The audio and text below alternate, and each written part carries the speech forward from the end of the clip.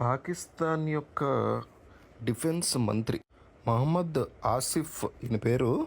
ఇతను రీసెంట్గా ఒక ప్రకటన చేశాడు.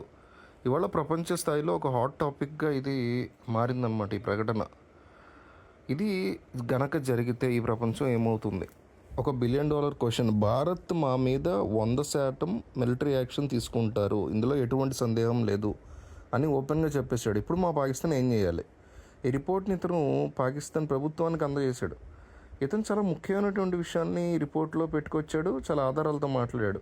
Indian navy, air force, Indian army, వీళ్ళు ముగ్గురు కూడా మన మీద ఇండియన్ అంటే పాకిస్తాన్ మీద వీళ్ళందరూ కూడా మిలిటరీ యాక్షన్ తీసుకుంటే పరిస్థితి ఎట్లా ఉంటుంది? వీళ్ళైతే ఖచ్చితంగా తీసుకుంటారని చెప్తున్నాడు ఈయన. ఎందుకు ఎట్లా చెప్తున్నాడంటే, చైనా వాళ్ళ యొక్క PL-15 అనబడే మిసైల్స్ హుటాహుటిన చైనా నుంచి పాకిస్తాన్కి వచ్చాయి. ఈలోపు ఆప్తమిత్రుడు టర్కీ కూడా 7 యుద్ధ విమానాలని పాకిస్తాన్కి స్పాట్లో పంపించాడు. ఇందులో మనకు బోల్డ్ అన్ని ఆయుధాలు ఉన్నాయని చెప్పి రిపోర్ట్స్ కూడా వస్తున్నాయి. ఇందులో ఎటువంటి వాస్తవం ఉందా లేదా అనేది కూడా డౌట్. మనం గతంలో కూడా దీని గురించి మాట్లాడడం. దేని గురించి అంటే, పాకిస్తాన్లో పోరాటం చేసేటువంటి సైనికులు వాళ్ళ ఆర్మీని ఒడిచి వెళ్ళిపోతున్నారు. నిన్నటికి నిన్న వచ్చినటువంటి వార్త ఇది, కానీ మనం చాలా కాలం క్రితం పెట్టాము, చెప్తూనే ఉన్నాం దీని గురించి అనేక వీడియోల్లో. నిన్నటికి నిన్న 5,000 మంది పాకిస్తాన్ సైనికులు రాజీనామా చేశారు ఒక రోజులో. మీరు డెప్త్గా చూస్తే పాకిస్తాన్ డిఫెన్స్ మంత్రి మాట్లాడుతున్న ఈ విషయం, India's military action is eminent, అంటే ఇది 100% జరుగుతుంది, దీన్ని ఎవరు ఆపలేరు.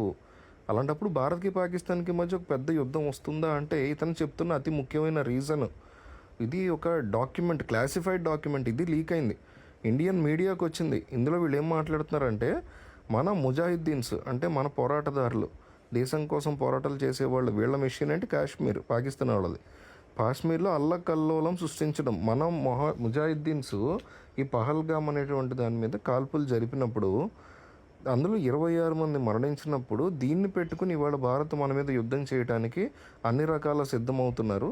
ఇప్పుడు మన సైనికులు దేశం కోసం పోరాటం చేయాలి అంటే, మీరు ఇట్లా ఉద్యోగాలు మానేసి వెళ్ళిపోతాం అంటే కుదరదు, మేము ఒప్పుకోం, ఇది మన దేశము, దేశానికి సంబంధించిన పరువు, కాబట్టి మీరు యుద్ధం చేసే తీరాలి అని చెప్తున్నాడు ఆయన. ఒకవేళ ఎవరైనా ఇలా రిజైన్ చేసి వెళ్ళిపోతాం అంటే, మీ మీద మేము మిలిటరీ యాక్షన్ తీసుకుంటాము, యుద్ధం చేసే తీరాలి, మీ ప్రాణత్యాగాలు చేసే తీరాలి, నో అంటే మేమే మిమ్మల్ని లేపేస్తామని ఇండైరెక్ట్గా పాకిస్తాన్ ఆర్మీ హెడ్ క్వార్టర్స్ నుంచి ఒక నోటీసు, అంటే వీళ్ళు దీన్ని క్లాసిఫైడ్ అని చెప్పి చెప్పుకుంటున్నారు. ఇవాళ మీడియాలో ఇది ఎక్కువగా తిరుగుతోంది. ఇక్కడ మనం ఒకసారి జాగ్రత్తగా గమనిస్తే, ఇదంతా ఒక దేశం కదా, పాకిస్తాన్ దేశం, దాన్ని కాపాడాల్సిన బాధ్యత పాకిస్తాన్ ఆర్మీకి ఉంటుంది, వాళ్ళ సైనికుల మీదే ఉంటుంది.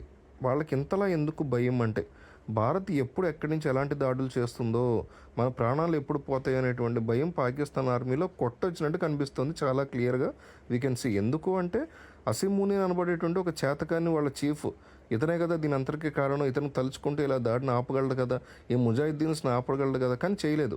ఇమ్రాన్ ఖాన్ తీసుకెళ్లి జైల్లో పెట్టాడు. ఆ తర్వాత భారత్ ఈరోజు తమ మీద యుద్ధానికి వస్తుంది అన్నప్పుడు ఇతని వాడు ఎక్కడున్నాడని చెప్పి వార్తలు. వెంటనే పాకిస్తాన్ ప్రభుత్వము, హసీన్ మునీర్ ఎక్కడికి పారిపోలేదండి, మాతోనే ఉన్నాడని ఫోటో పెట్టుకుని సమాధానం చెప్పుకునే పరిస్థితి. ఇతను ఫోటోలు పెట్టుకుని, క్లోజప్ షాట్స్ పెట్టుకుని, నేను ఇక్కడే ఉన్నాను క్లారిఫై చెప్పుకునేటువంటి పరిస్థితి.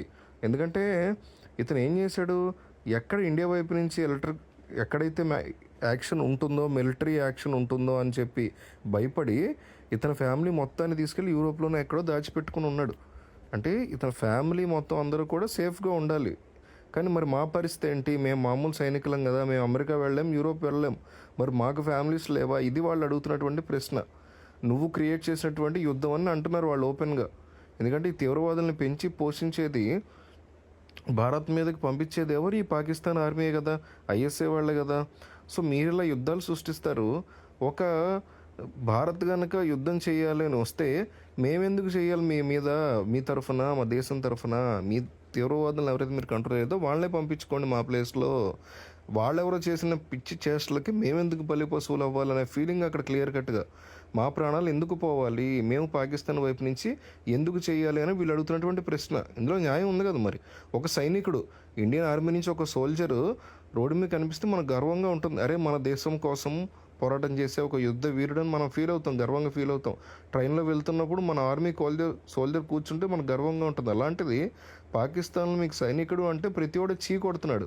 మీరు పనికిమాలినోళ్ళు, మీకు ఎటువంటి పౌరుషం లేదు, మీకు సెల్ఫ్ ఎస్టీమ్ లేదు, మన ప్రియతమ నాయకుడు ఇమ్రాన్ ఖాన్ని జైల్లో పెట్టారు వాళ్ళు, మీరందరూ ఏం చేస్తున్నారు అని ప్రజలు పాకిస్తాన్ ఆర్మీని అడుగుతున్నారు.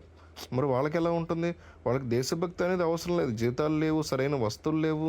లిటరల్‌గా బలూచిస్తాన్‌లో ఒక ట్రైన్‌లో 100 మంది సైనికుల్ని బలూచ్ లిబరేషన్ ఆర్మీ వాళ్ళు వేటాడుతూ ఉంటే, చంపుతూ ఉంటే, ఈ పాకిస్తాన్ ఆర్మీ దూరం నుంచి దిక్కులు చూసిందే తప్ప వాళ్ళని కాపాడే ప్రయత్నాలు చేయలేదు.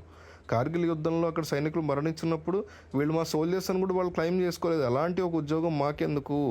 మాకేంటి గౌరవం ఏంటి? కీర్తి ఏంటి? దేశభక్తి అనేది ఇక్కడ ఎవరికీ లేదు. మీకు లేనప్పుడు మరి మా వద్ద ఎదురు చూస్తారు ఎట్లాగా అని పాకిస్తాన్ సైనికులు అడుగుతున్నటువంటి ప్రశ్న.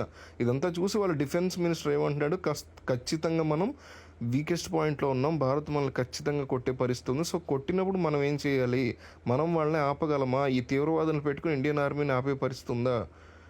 రౌలెడ్జ్ అని చెప్పి ఒక రీసెర్చ్ గ్రూపు, అమెరికాకు చెందిన వాళ్ళు, వీళ్ళు ఎలాంటి ఒక ప్రొడిక్షన్ చేశారంటే 2025లో భారత్కి పాకిస్తాన్కి మధ్య ఒక పెద్ద యుద్ధం వచ్చి తీరుతుంది.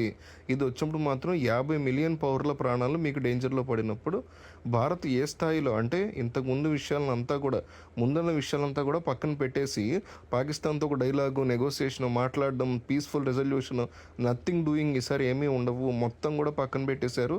మొత్తం ఆధారాలతో సహా ప్రూవ్ చేసుకొని మాకు పాకిస్తాన్తో ఎటువంటి డిస్కషన్ వద్దు, తీవ్రవాదులతో నెగోసియేషన్ చేయాల్సినటువంటి అవసరం లేదు, జీరో టాలరెన్స్ అనే పాయింట్లో ఇండియా ఉంది ఈరోజు.